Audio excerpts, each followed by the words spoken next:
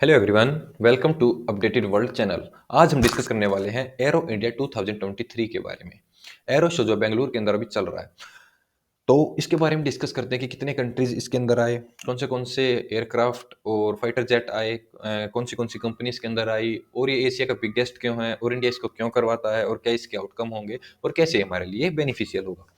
सो Asia biggest arrow show Bengaluru के अंदर अभी चल रहा है और 109 फॉरेन डेलीगेट्स ने जो इसके अंदर जो पार्टिसिपेट किया है। यूएसए की तरफ से उनका मोस्ट एडवांस जो fifth generation F-35 fighter jet है वो इंडिया के अंदर लैंड कर जाते हैं और दो F-35 इंडिया के यलहंका बेंगलोर कर्नाटक के अंदर आ जाते हैं एयरपोर्ट के अंदर। तो अमेरिका इसको क्यों भेजता है?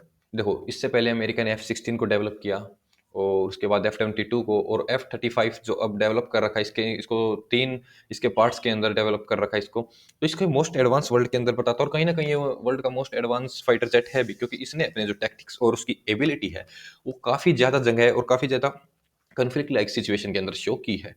तो इसके अंदर और इसकी एक खासियत है कि 114 मल्टी रोल फाइटर एयरक्राफ्ट है ये। तो दो ये अमेरिका इंडिया के लिए सेंड करता है कि इंडिया इनके अंदर इंटरेस्टेड हो और इंडिया इनको खरीद ले। हालांकि इंडिया F-35 को खरीदने नहीं वाला है, बिकॉज इंडिया के पास जो बजट है वो कहीं ना कहीं इतना कैपेबल नहीं है कि फाइटर जेट्स को खरीद ले, और वो डिमांड भी पूरी नहीं कर सकता। हम इतनी ज्यादा क्वांटिटी में फाइटर जेट्स को नहीं खरीद सकते। तो इसको काउंटर करने के लिए रसिया ने अपना Sukhoi fifth generation fighter at Aero India air show पे भेज दिया है। इंडिया ने पहले जो सुकोई 57 रसिया ने ऑफर किया था, उससे इंडिया ने अपने आप को पुल आउट कर लिया था, बिकॉज वो इंडिया की जियोग्राफिकल और जो कैपेबिलिटी है इंडियन एयरफोर्स की कि किस रीजन के अंदर कैसी हमें जो है फीचर्स चाहिए, उससे वो उसका कंपैरिजन अच्छा नहीं बैठ पा रहा था, उसके अंदर वो कंप्लीट फिट नहीं हो रहा था, तो इंडिया ने उससे पुल आउट कर लिया था। और सुकोई 30 हमारे पास है ही पहले से, जो रशियन मेड है काफी ज्यादा अमाउंट में। तो रसिया अब हमें ऑफर कर रहा है सुकोई 75 चेकमेट, जो कि F-35 जो यूएसए का फाइटर जेट है उसके कंपैरिजन में खड़ा है। फिफ्थ जनरेशन का इंडिया के पास अभी 4.5 जनरेशन का रफेल है, सबसे मोस्ट एडवांस फाइटर जेट, जो कि 36 है हमारे पास, कुछ नेवी के अंदर है, कुछ एयरफोर्स के अंदर है।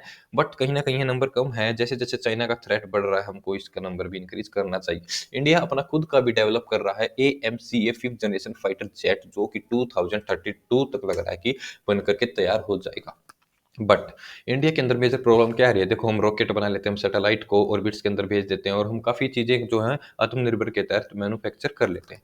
बट कहीं ना कहीं इंडिया अब तक फाइटर जेट का इंजन डेवलप कर नहीं पाया है। इंडिया उन कंट्रीज से जो न्यूक्लियर पावर तो है, बट फाइटर जेट को भी डेवलप नहीं कर पाया, उसके इंजन को डेवलप नहीं कर पाया।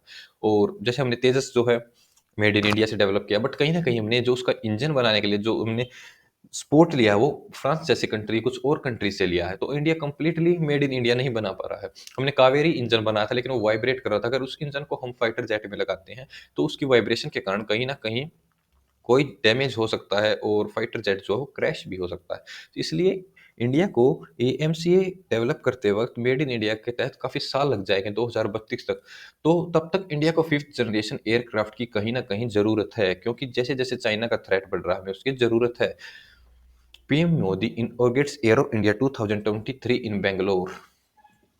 सो एयर शो के अंदर फाइटर जेट अपनी कैपेबिलिटी दिखाते हैं, और बहुत ज़्यादा मतलब डिफरेंट टाइप के, डिफरेंट जो कंडीशन के अंदर बैठते हैं, ऐसे ऐसे हेलीकॉप्टर्स भी आते हैं, फाइटर जेट भी आते हैं, और जो कैरियर है वो भी आते हैं। तो 15th एडिशन है ये एशिया लार्जेस्ट एरो शो का, और इसके अंदर 250 बिजनेस एग्रीमेंट हुए हैं, और मतलब हो भी रहे हैं, और लगभग जो जिसके अंदर इन्वेस्टमेंट है वो 75,000 करोड़ के आसपास की मानी जा रही है, और 98 कंट्रीज जो हैं इसके अंदर आए हैं। डिफेंस मिनिस्टर की बात करें तो 32 कंट्री के आए हैं, और एयर चीफ 29 के, और 70 के CEOs आए हैं।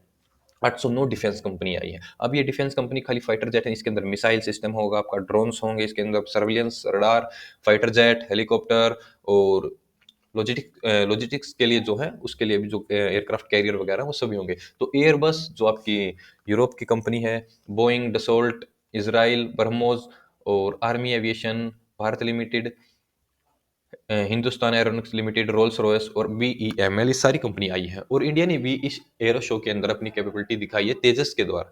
देखो, लाइट कॉम्बैट एयरक्राफ्ट हमारे पास तेजस, दुनिया के पास हैवी वेट के काफी ज्यादा फाइटर जेट है, बट उनके पास लाइट वेट नहीं। देखो, फाइटर जेट की मैनेजिंग कॉस्ट काफ़ी आती है, और कहीं न कहीं कुछ ऐसे रीज़न भी होते हैं जहाँ पे आप हैवी और एडवांस फाइटर जेट को नहीं भेज सकते। तेजस एक ऐसा स्मॉलेस्ट एयरक्राफ्ट एक फाइटर जेट है जो कि काफ़ी ज़्यादा ईज़ी टू यूज़ है और इसकी कॉस्ट जो आती है वो काफ़ी ज़्यादा कम आती है, तो यूएस से भी डिमांड कर रहा है कि वो तेजस के अंदर इंटरेस्टेड है।